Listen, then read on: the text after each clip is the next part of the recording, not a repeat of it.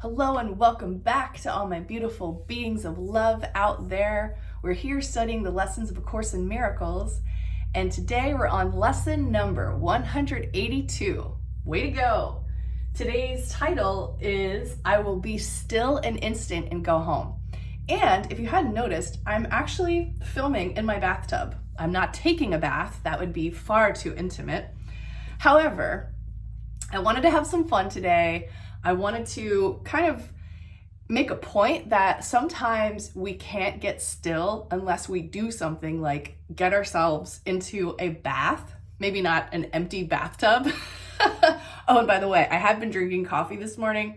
Haven't had any marijuana yet, but this is all basically coming from the energy of the caffeine monster. So let's get spiritual together and light a candle, get into your bathtub, do whatever it is that you feel like you need to do to get yourself still and quiet and open to receive the beautiful expressions of this lesson. So here we go. I will be still an instant and go home. This world you seem to live in is not home to you. And somewhere in your mind, you know that this is true. Oh, that rhymed. A memory of home keeps haunting you as if there were a place that called you to return, although you do not recognize the voice nor what it is the voice reminds you of.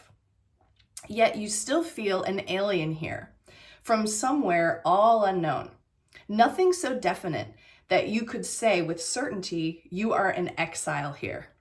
Just a persistent feeling, sometimes not more than a tiny throb, at other times hardly remembered, actively dismissed, but surely to return to mind again. No one but knows whereof we speak. Yet some try to put by their suffering in games they play to occupy their time and keep their sadness from them. Others will deny that they are sad and do not recognize their tears at all. Still others will maintain that what we speak of is illusion, not to be considered more than but a dream. Yet who, in simple honesty, without defensiveness and self-deception, would deny he understands the words we speak? So right off the bat, Jesus is hitting us hard with, you are not in your home. This planet is the school planet. We're here incarnated in bodies with a whole laundry list of lessons to learn, blessings to give, and just aha moments to kind of step into. But it's not permanent.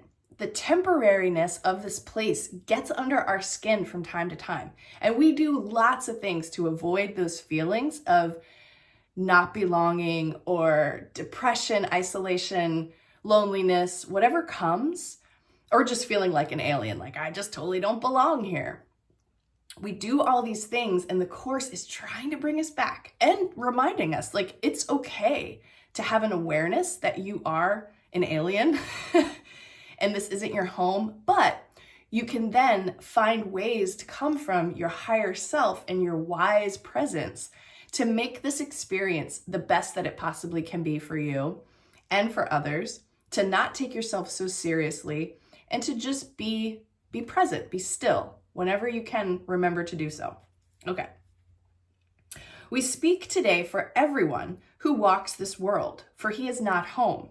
He goes uncertainly about in endless search, seeking in darkness what he cannot find, not recognizing what it is he seeks.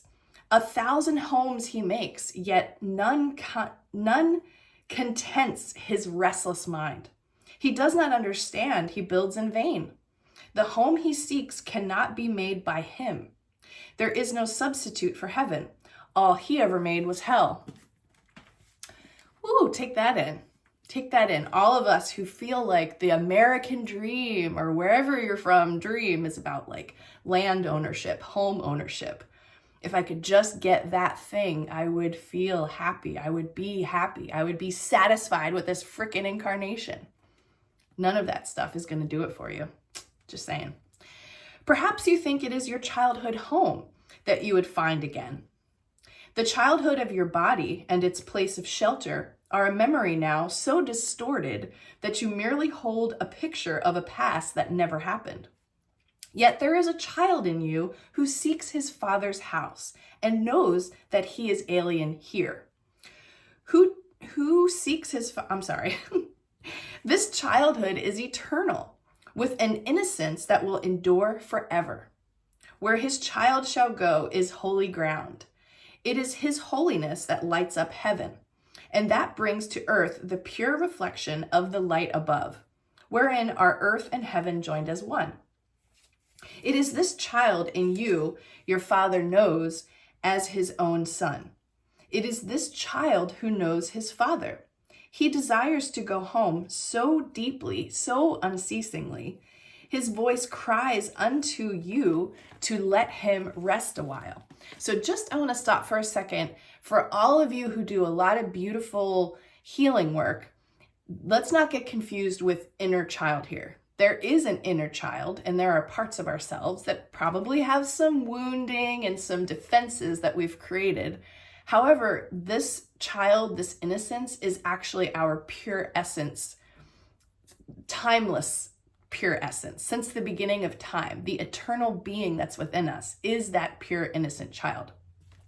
Just to differentiate between inner child work and the innocence that exists in us as a timeless being. He does not ask for more than just a few instants of respite, just an interval in which he can return to breathe again the holy air that fills his Father's house. You are his home as well. He will return, but give him just a little time to be himself within the peace that is his home, resting in silence and in peace and love. This child needs your protection. He is far from home. He is so little that he seems so easily shut out, his tiny voice so readily obscured, his call for help almost unheard amid the grating sounds and harsh and rasping noises of the world. Yet does he know that in you still abides his sure protection. You will fail him not. He will go home and you along with him. Ultimately, we're all headed to the same place. This child is your defenselessness, your strength. He trusts in you. He came because he knew you would not fail. He whispers of his home unceasingly to you. For he would bring you back with him, that he himself might stay and not return again where he does not belong, and where he lives an outcast in a world of alien thoughts. His patience has no limits. He will wait until you hear his gentle voice within you, calling you to let him go in peace along with you to where he is at home and you with him. When you are still an instant, when the world recedes from you, when valueless ideas cease to have value in your restless mind, then will you hear his voice. That is a powerful sentence. Oh, we're such prisoners in our minds, our thoughts, our memories, all that stuff. Woo! So poignantly, he calls to you that you will not resist him longer. In that instant, he will take you to his home, and you will stay with him in perfect stillness, silent and at peace, beyond all words, untouched by fear and doubt, sublimely certain that you are at home. Rest with him frequently today, for he was willing to become a little child that you might learn of him how strong he is, who comes without defenses, offering only love's messages to those who think he is their enemy.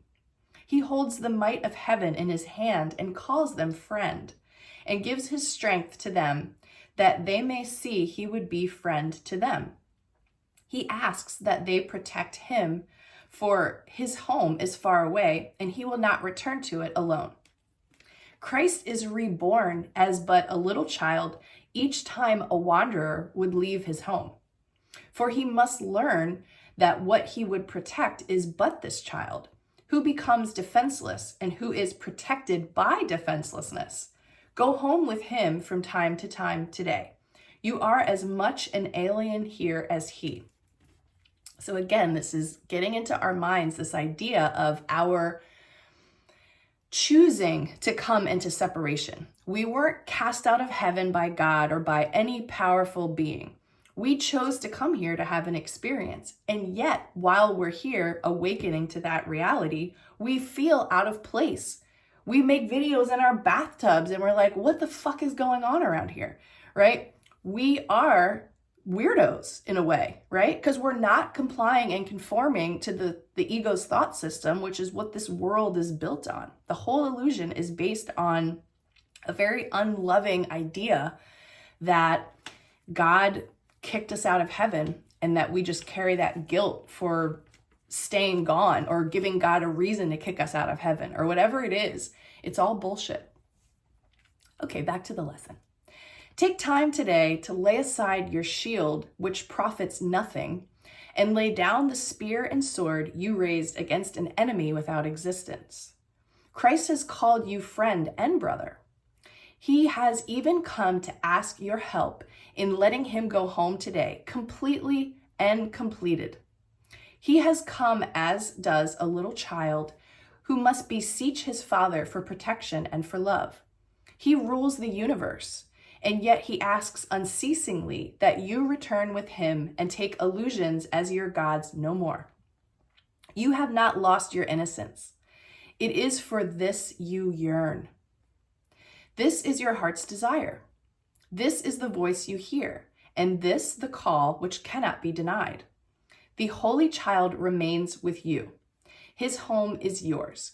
Today he gives you his defenselessness, and you accept it in exchange for all the toys of battle you have made. And now the way is open, and the journey has an end in sight at last. Be still an instant and go home with him, and be at peace a while. So how beautiful is that? Everybody needed to hear that today. Everybody needed a little laugh.